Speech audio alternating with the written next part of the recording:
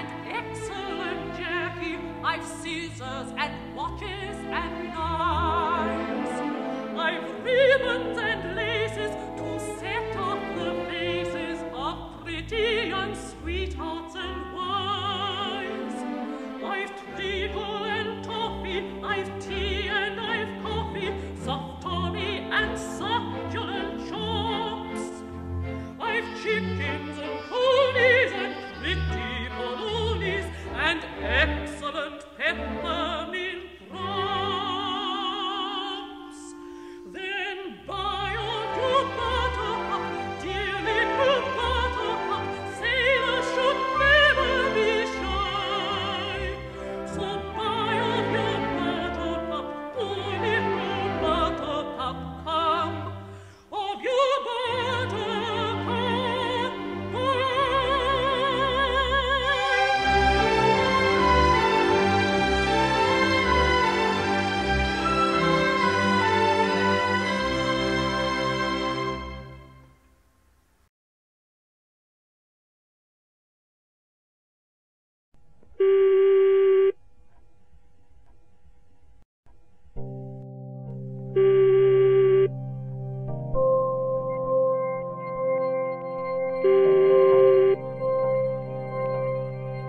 Hello? Oh, hi, is this Mr. Picard? Yes, myself. We're very interested in the events of January 23rd, 1960, when you descended to the bottom of the Mariana Trench with Lieutenant Walsh. Yes, sure. Our base was in Guam, and until we could arrive to the precise place of the Mariana Trench where we were to descend, to dive, we had about 4 days to tow the submarine with a tugboat, but the weather was relatively poor. The sea was very rough, windy, some rain also, I believe, and so on. But as soon as we start the dive, it was absolutely quiet, and the blue of the light was absolutely beautiful. And remember that the Trieste was made with a sphere in which we were protected from the pressure and from the water. And as the sphere was heavier than water, it was fixed to a container of light gasoline, which gave the buoyancy for coming up after the dive, you know. So we start to dive relatively slowly first, and due to the physics of the bathyscaphe, normally when you dive faster and faster.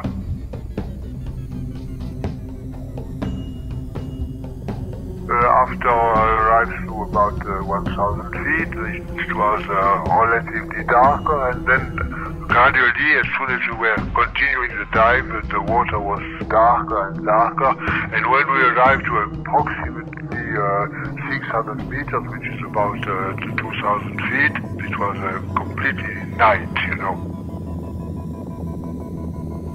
We have searchlights, so we could use our searchlights to try to see something else.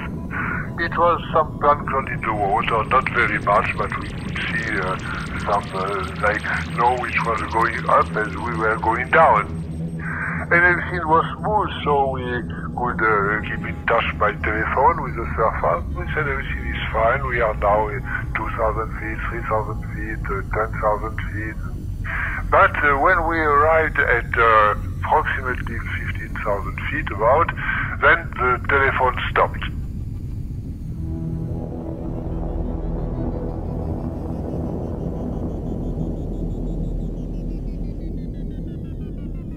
Then we continued, we arrived to 5,000 meters, 6,000 meters. I believe I can speak in meters. Everybody is knowing that about 3 feet is making 1 meter. When we arrived at 10,000 meters approximately, we could hear a kind of shock, a noise and a small movement like a very small little earthquake. So I stopped the bathyscaphe to take a few minutes for thinking about this noise. If the bathyscaphe is starting to dive again very, very slowly, it means that our equilibrium is good. And that shock that we felt at that time is absolutely with no importance at all. That's what happened really. We continued to dive, and 200 meters below us, on our fathometer, we could see the bottom. So I slowed down the submarine, and finally, at 35,800 feet, we touched the bottom on the deepest known place in the Earth, or at the sea. And another thing which was very interesting, no oceanographer at the time could know with precision if a well-complicated, well-organized life was living on the bottom. We could see one fish, nothing special, not like the deep-sea fish that you can see in the dictionary and encyclopedias and so on and so on. It was a flat fish, might be a flounder, not more than 1 foot at the most as a length. Being on the bottom, we said, well, we'll try the telephone, maybe it will work again. The sound took approximately 7 seconds to go to the surface and 7 seconds to go back again. We heard the surface, hello, Trieste, wonderful, how are you? We are glad to hear you. So it happened that the telephone, which was not working at 5,000 meters, was perfectly working at approximately 11,000 meters. The surface boat was not still on the surface. It was going for a few miles on the east and west and north and south and so on. And the communication was good, whatever the depth was, just when the surface boat was on the vertical of the submarine. But if the surface boat was too far away, nothing could arrive to the antenna of the boat. We could tell in advance we will arrive at 4 o'clock this afternoon. And I believe we arrived at 2 minutes before 4, so it was practically exactly what was expected and computed in advance. So this is the story of our dive. I am just sorry that nobody did it again after us, but sooner or later other people will build new submarine for great depth, new bathyscaphe, and will certainly make other dives in these places.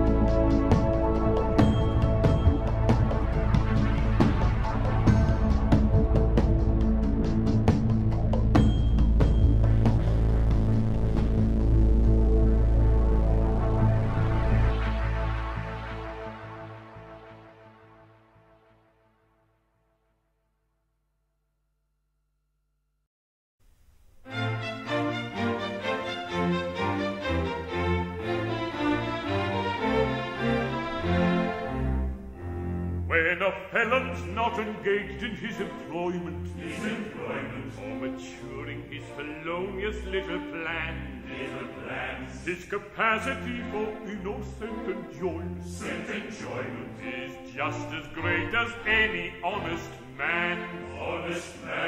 Our feelings we with difficulty smother, when constabulary duties to be done. I'll take one consideration with another. A policeman's lot is not a happy one.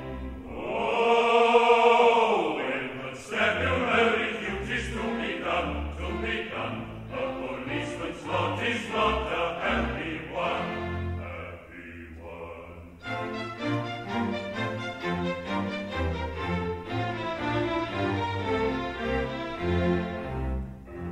When the enterprising burglar's not a burgling, when the cutthroat isn't occupied in crime, he loves to hear the little brook a-gurgling, and listen to the merry village chime. When the coster's finished jumping on his mother, he loves to lie a-basking in the sun. I'll take one consideration with another. A policeman's lot is not a nappy one. Oh, when constabulary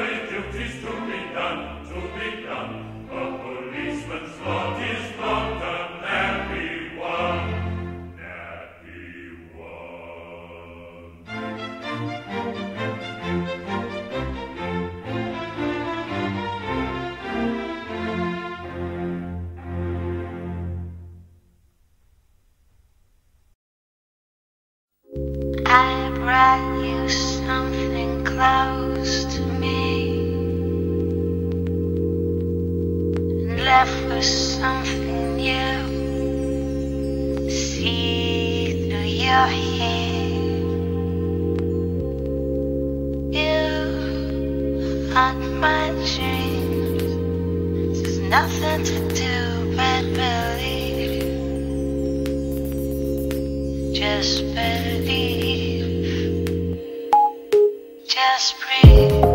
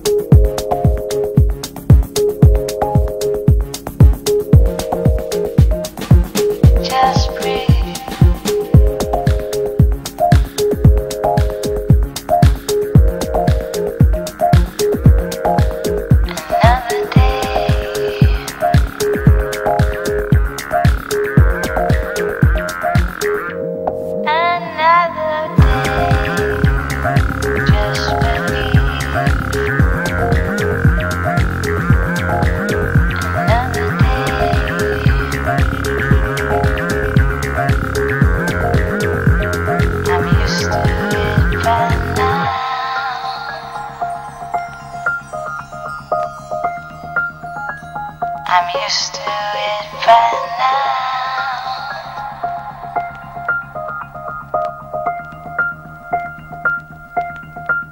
Just breathe.